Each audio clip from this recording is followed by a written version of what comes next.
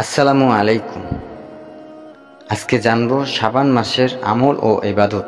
ফজিলতপূর্ণ ইবাদত হচ্ছে শাবান মাস জুড়েই রোজা রাখা। হাদিসে রোজা রাখার বহু ধরনের সওয়াবের কথা বর্ণিত হয়েছে।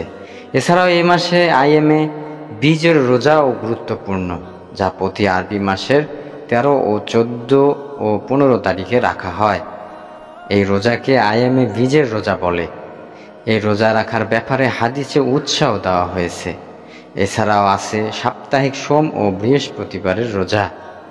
এই রোজাও রাখা সুন্নাত। এছাড়া শাবান মাসের 15 তারিখ বিশেষভাবে রোজা রাখার কথা দুর্বল হাদিসের একটি সূত্রে পাওয়া যায়।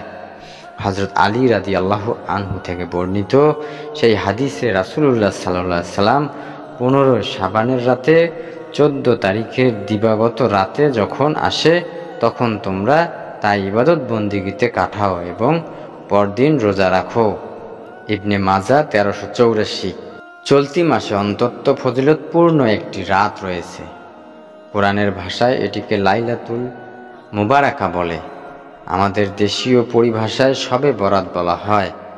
বিভিন্ন হাদিসে এই রাতের ফজিলতের আলোচনা এসেছে। হযরত মুয়াজ ইবনে জাবাল রাদিয়াল্লাহু আনহু বর্ণনা করেছেন, এক হাদিসে রাসূলুল্লাহ সাল্লাল্লাহু আলাইহি সাল্লাম বলেন, আল্লাহ তাআলা অর্ধ শাবানের রাতে শাবানের 14 তারিখে দিবাগত রাতে সৃষ্টির দিকে রহমতের দৃষ্টি দেন এবং মুশরিক ও বিদ্বেষী পোষণকারী ছাড়া সবাইকে ক্ষমা করে দেন। ইবনে হিব্বান 5665। শবে বরাতের বিশেষ কোনো আমল নেই।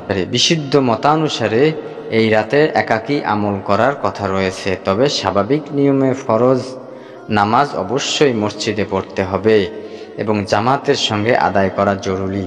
তাছাড়া কোনো নফল ইবাদত বন্দেগী করতে ইচ্ছে হলে নিজ নিজ ঘরে একাকী আদায় করবে। তবে এই রাতে দীর্ঘ নামাজ পড়া, দীর্ঘ সিজদা করা এবং দোয়া ইস্তেগফার করার সুস্পষ্ট প্রমাণ রয়েছে।